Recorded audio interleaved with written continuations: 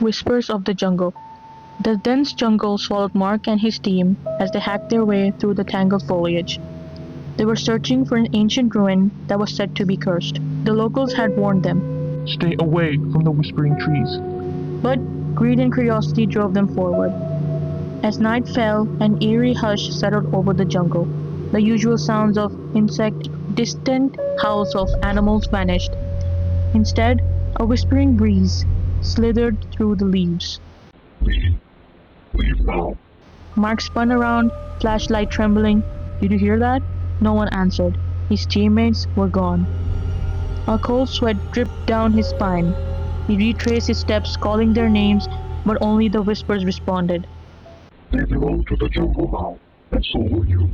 The shadows moved, eyes gleamed between the trees. Then, the whispers stopped. The jungle screamed, and Mark was never seen again.